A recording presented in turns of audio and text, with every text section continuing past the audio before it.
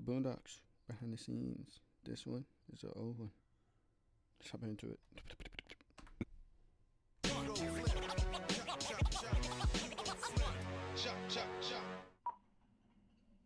No, there's no need for violence. Oh, honey, oh my, guys, he didn't mean it. He was trying to hit me. Like, it's crazy to Honey, think about. Tom. Jill Talley plays Sarah, who also fills out a lot of the other characters in the neighborhood.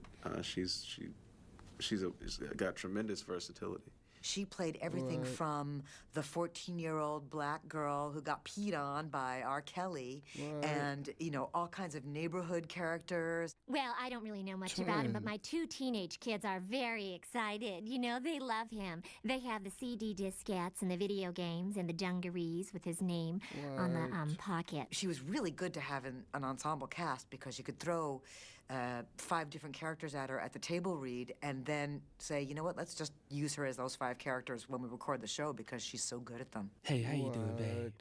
Hi, Mr. Usher. I can't believe it's you.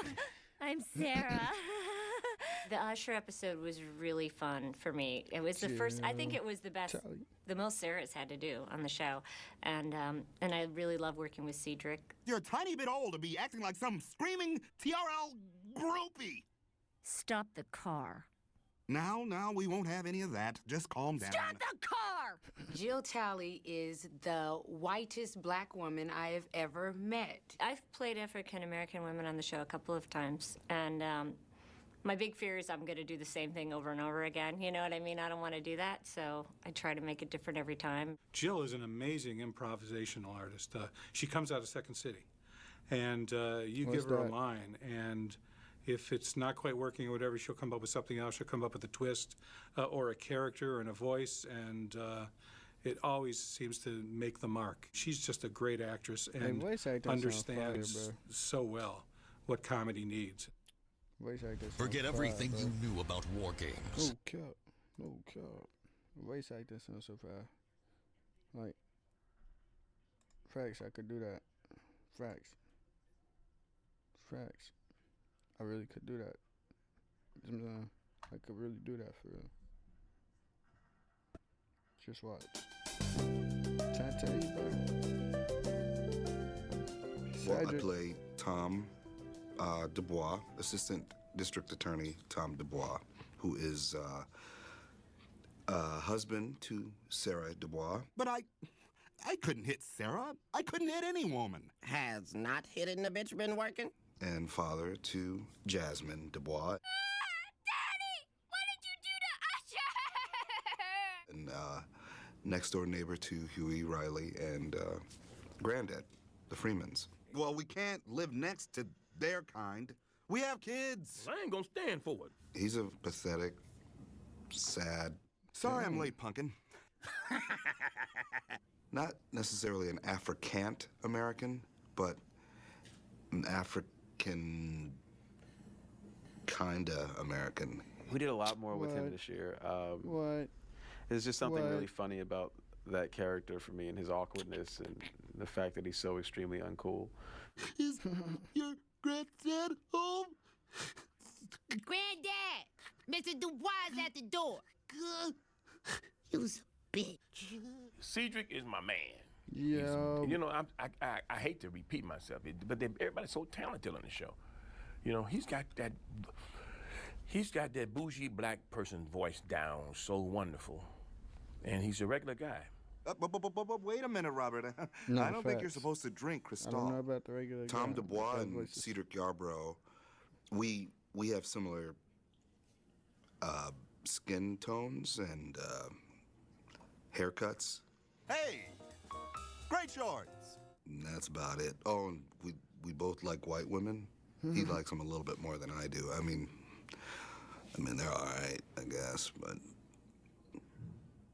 Sarah? I mean, bitch! Whoa. Get your ass in the car!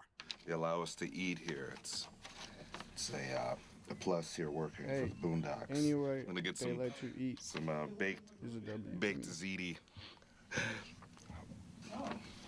Okay. I got mukbang coming soon. He's just a jovial person. He's just always good to be around. It just makes you feel good when Cedric is around. But he's got a great voice. That's his secret weapon, that he can sing. Yeah, I don't sing. I mean, we are talking to Cedric Yarbrough. Tom Dubois is the type of guy that'll just break out in song in a restaurant. Sarah's smile. No, honey, don't sing. His singing was great. You know, that was great. I think he really thinks he's good. Don't tell him. I don't just sing, you know, on a whim. You know, I don't do Amazing Grace.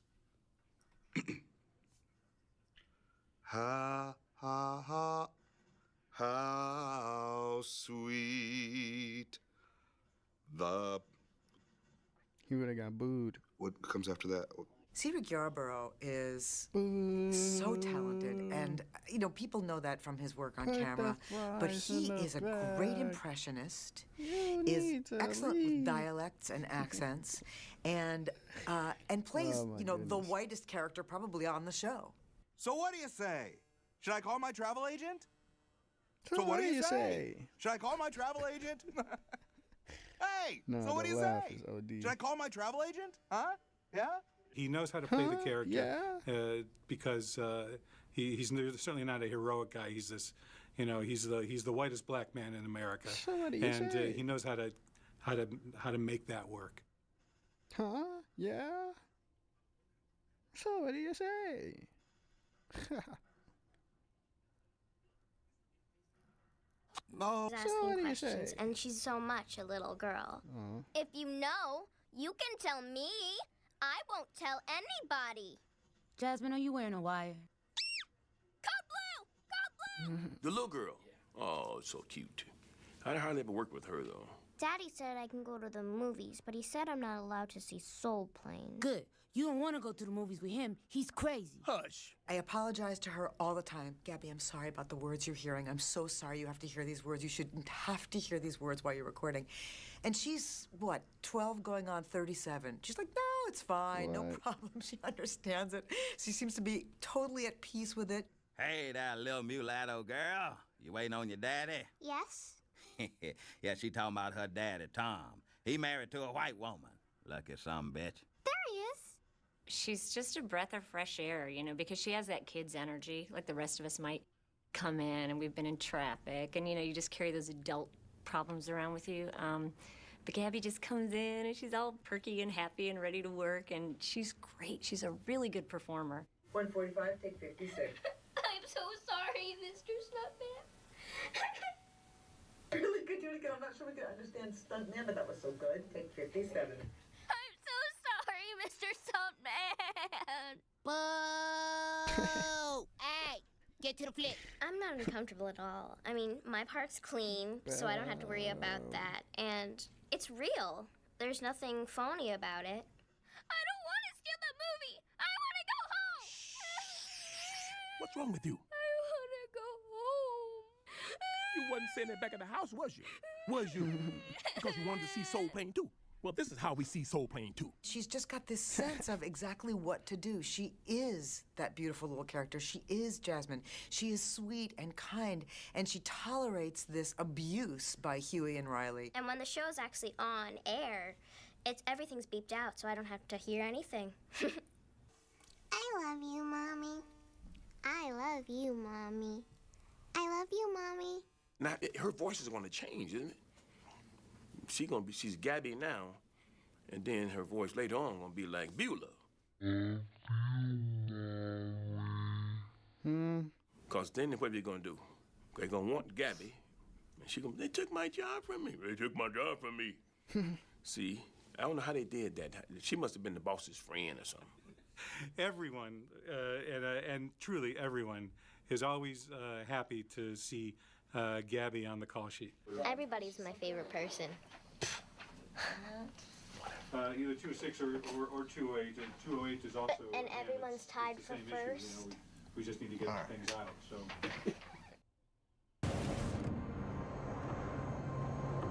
That's awesome, man.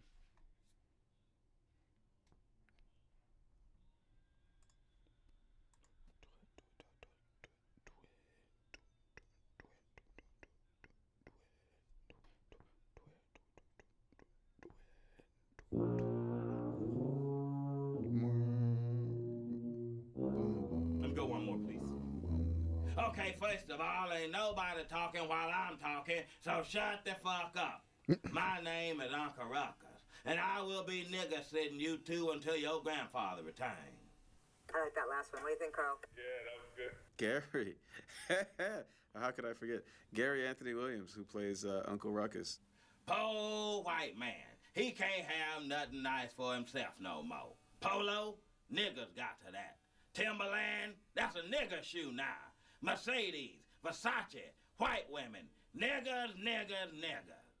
Everyone loves Uncle Ruckus, and it's largely because of Gary. That's it, go back. Sayonara, you sorry niggers. White man brought in the whole Gulf of Mexico to wash y'all niggers away, but go on back. Gary made up that voice in the audition. Black fraternity should have an African name. Black fraternity! Boogie, boogie, boogie. And captured something just really special. I think the beautiful thing about Uncle Ruckus is, I mean, he started out hating other people. Now he really, really hates other people.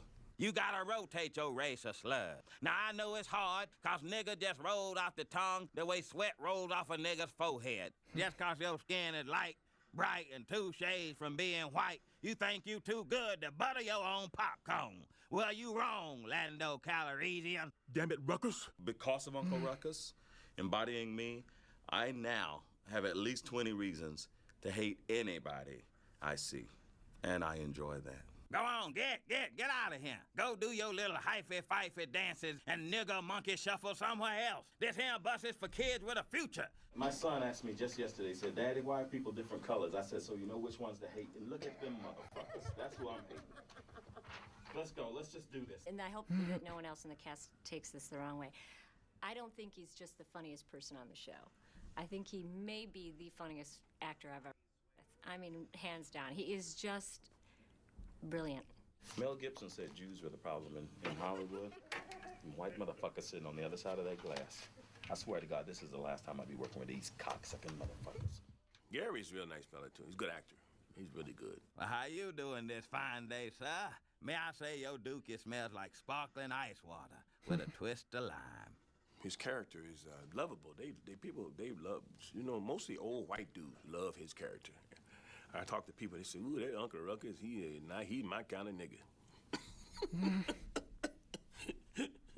He my kind of coon. Avoid conversation with the nigger. The nigger will lie. The nigger will make excuses. He will use words he don't really know. Gary, to me, is the most talented of all of us. He could play all the characters. I mean, he really can. Voiceover is some of the toughest work you have to do in the industry. I mean, you probably saw that last take I just did, last show. It took well over 10 minutes to get that done, and that is not easy. That's one of the funniest men I know. He's just a genius. I've had quite a workout. I may have to get somebody to rub some liniment into some of my crevices. Voice acting is something that any fool who weighs over 300 pounds can do. It's not difficult. It's easy. Your mama should have found out a way to stop looking like a goddamn ape and stop swinging around on branches. Oh, fuck you. I'll fuck you. Big ass fucking eye, the eye rolling in the back of your head. You looking both ways at the same time, you cross-eyed motherfucker. Now you're getting personal. Man, your mama had cross-eyed. Now Your whole you're family getting personal. cross-eyed. Fuck you. Sorry about that, Rob. Now you're getting personal. Now you're getting personal. Feelings got hurt. I like to oil up my body before I go in so you don't hear. Can you hear that sound? I don't want people hearing that when I'm out there. I want them just to hear this. That right there, the voice of my fathers, the voice of the forefathers. I want them to hear Africa talking every time I talk. Oh, the white woman's got a big heart. Lord, she's got a big heart. They got me booked at a kindergarten thing. I'm gonna go over, do some Uncle Ruckus for the kids. They like, kids like that stuff. They like to hear. They like to hear. I hate to say it, but nigga jokes. Young kids love that stuff. I'm just making sure that. Hey, Aaron. Can't be it. Who's next? Wait, Kyrie?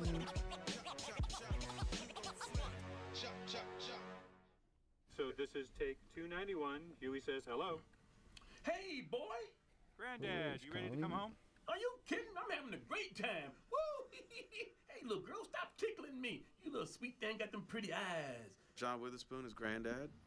What's up? What's happening? What's happening? Excuse me. And John has the ability to just say anything, and it's hilarious. He can talk about parking the car, or scratching himself, or whatever. It's always funny. He talks about scratching himself quite a bit. Just amazing screwing around with Witherspoon, because we'll just keep going until he's going to say something to crack me up. Please, I've seen that raggedy piece of shit house. That nigga ain't lost that damn much. I talk about everybody. I'm sorry, but that's what I do. So I'm right in line with my character. You know, when I go home, I talk about white folks. I talk about black folks. Dang. I talk about nappy-headed hoes. Dang. I know some nappy-headed hoes. Dang. You say I don't look like my picture? I'm saying you probably never look like this damn picture. This ain't you! So is that all you care about is looks? Yes! So I'm the type of person who speaks his mind because I'm a comic. I'm supposed to be. I get away with it. I said, Tomorrow, either you get a job or get out. yes. Him too. Oh, man. The women and kids can stay, but you two lazy niggas got to go. Every time I see Granddad, I can't. The two images are so have so combined. I can't think of one without the other. And Riley says, "Granddad, did you have a good time?" Shoot, you betcha. Mr. Bitches is back in effect. You should have seen it. They couldn't handle it. It sure is good to be home, though. Spoons is just brilliant. He's just somebody who... He's the person that's I'm asked about the most on the streets when it comes to Boondocks. Mama was a fool. Daddy was too. You want to be like Thug Magnificent? Don't go to school, fool. Yeah. Punk This motherfucker went to YouTube? No, this nigga didn't. I have an 11-year-old son, and he knows every line, every scene. He want me to be Granddad. I said, I'm not Granddad. I am John Witherspoon. He said, no, you just like Granddaddy. So he want to be Riley or Huey. Uh-oh, looks like someone caught a beat down. Ain't nobody catch no beat down. Well, there's only one way to deal with bullies. You got to stand up to them. I remember when I was young, there was one bully, big dude. I forget his name. Big dude. John Witherspoon Big dude. has been around forever. And how cool it is that he's still like a 30-year-old mentality. He's just a kid. Man, I gotta run. R.I.P., man. I gotta go to the bathroom.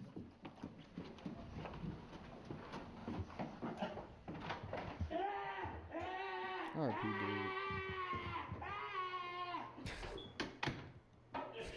We'd spend quite a lot of time together in the recording sessions, and I almost didn't want them to stop. See? I try to go somewhere and have a good time, and look at this. Both y'all getting your asses beat when I'm done watching this tape. Like when I say that people ask me about him on the streets, it's not because they know it's him. Regina It's because King, who plays the Granddad? You know, and as soon as I say it's John Witherspoon, they're like, oh yeah, that is him. That's messed up, Granddad. Damn it, boy, tell me who stole my car. So it's just that slight little thing that he's doing that's, you know, a little bit older. Because, you know, John Witherspoon thinks he's 25. John Witherspoon is a Mac. Don't tell him I told you that. What about some of that extra money on this damn show? This is a hell of a show. Everybody loves this show, but my pockets don't.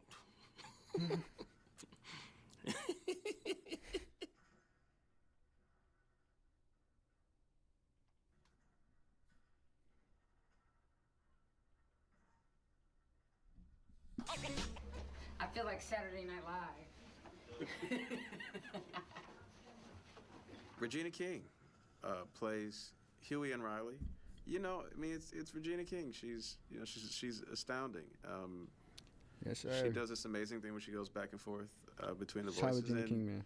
you know, she's the only one who could possibly pull that off, and I think she just does a fantastic job at both characters. Oh, come on, Granddad. She's not a kung fu master. She's crazy. Shit. Watch when you go to sleep. I bet she have a gang of niggas up in here to rob us. That ain't a good look, Granddad. Regina King is a remarkable actress. We know this. We've seen it from her on-camera work. What I didn't know and what I learned during this particular production was how good she is at voiceover work. Okay, first of all, Don't Trust Them New Niggas was not a spiritual. I think it comes from her acting ability as well as just the physical manipulation, because she has Huey so set in her mind as to what his personality is. We could just do a little research and look it up. I don't know, pick up a book. And then Riley, what a card he is and how different they are. Boo, that movie sucked. When you hear two brothers speak, you hear a similarity in their pacing sometimes, in certain ways that they use words. And so that's charming. That works really well for the series. That's what's really good, huh? All for some white girl who left you for an R&B dancing ass, sexy flexy ass nigga? Could be worse. Could have been a Marion.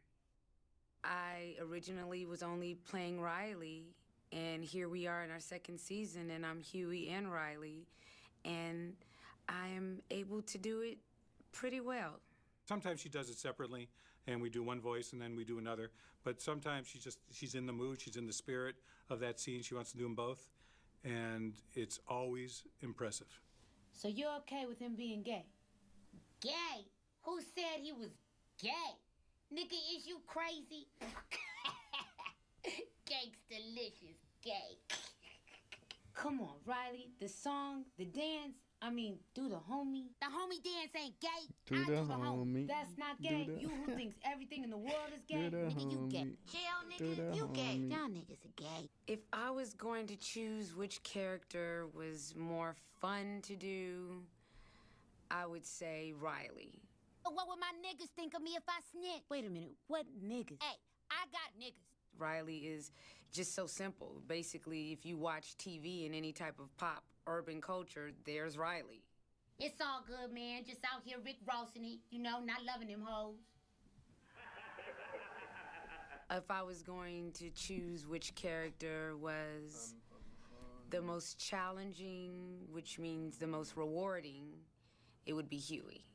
Because Huey is just much more complex. This is gonna be so much fun. This is going to be the worst day of your life. I'm bringing nunchucks.